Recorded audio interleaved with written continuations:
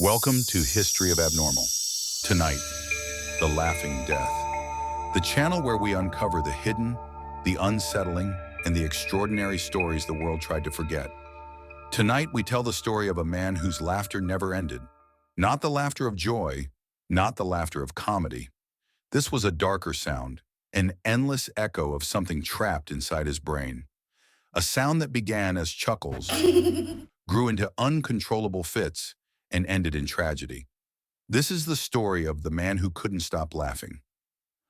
A curse disguised as joy. Imagine sitting in a room and hearing laughter that won't stop. At first you smile. Laughter is contagious. But minutes turn to hours, and still the laughter goes on.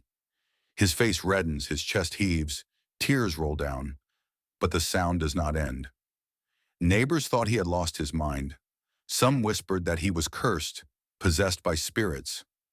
Others thought it was some kind of cruel performance. A man who could not control himself even in church, even at funerals. And the most disturbing part? He wasn't laughing at anything. His brain was firing signals of joy while his body was trapped in a nightmare. Historical whispers cases like his have appeared across history. Medieval chronicles describe men and women who laughed until they collapsed. In 1962, in Tanganyika, modern-day Tanzania, an outbreak of uncontrollable laughter spread among hundreds of schoolgirls. Some laughed for days, unable to stop, passing the laughter epidemic from village to village. But unlike epidemics that fade, some individuals were never released from the grip of laughter.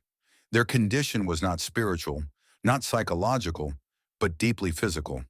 Hidden in the folds of the brain lay the true cause. The diagnosis, modern doctors call it gelastic seizures. The word comes from the Greek gelos, laughter.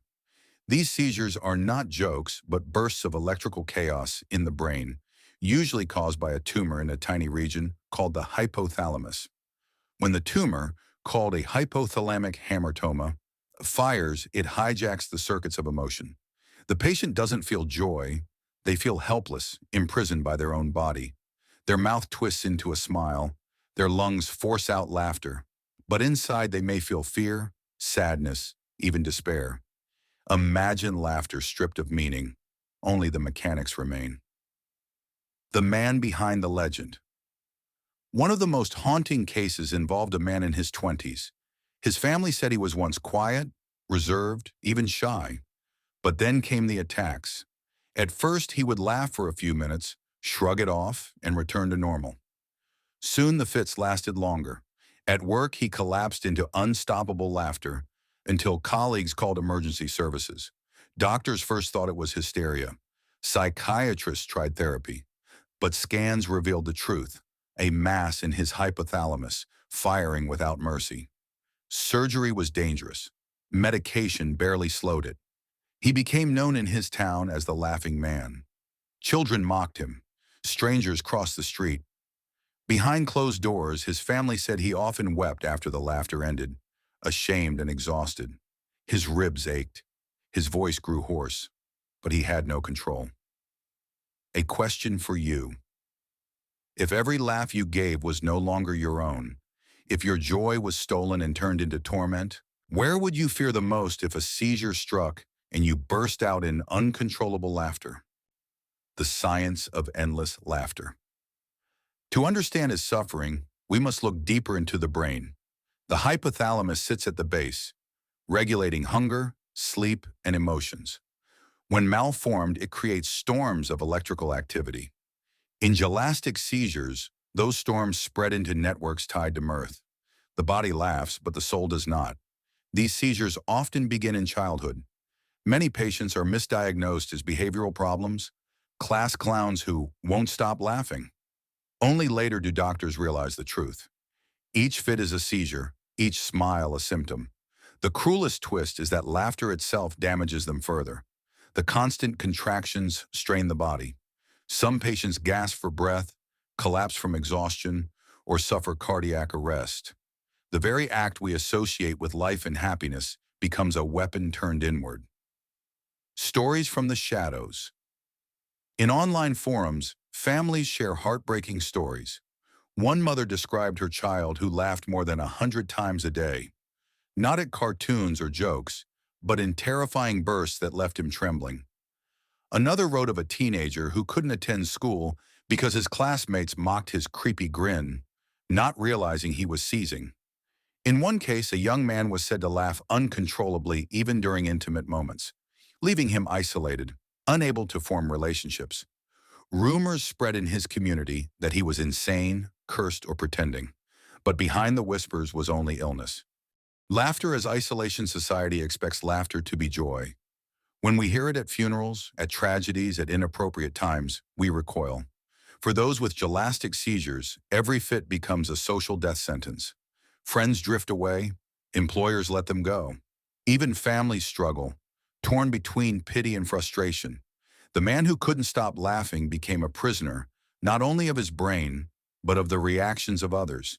They saw comedy, not cruelty. They heard joy, not torture.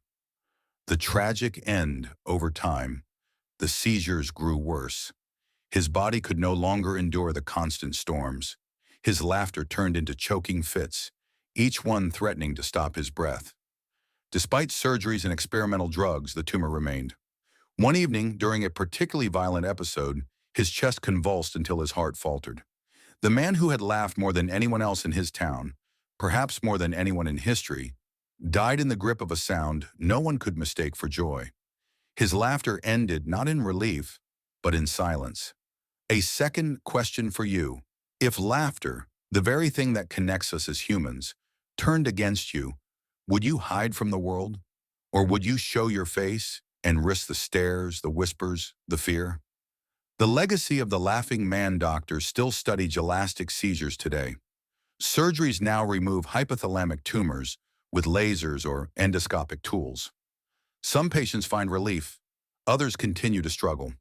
The condition remains rare, but its impact is devastating. The man who couldn't stop laughing left behind more than sorrow. He left a warning that even the brightest emotions can be twisted into nightmares, that behind every smile may lie a story the world refuses to see. Closing words. This has been the story of the man who couldn't stop laughing, a life where joy became torment, where laughter was no longer a gift but a curse. Here on History of Abnormal, we bring you the stories the world tried to bury, the unsettling, the hidden, the extraordinary. Subscribe to step deeper into the shadows with us, and remember, sometimes what seems like joy hides a much darker truth. Thank you so much for watching History of Abnormal.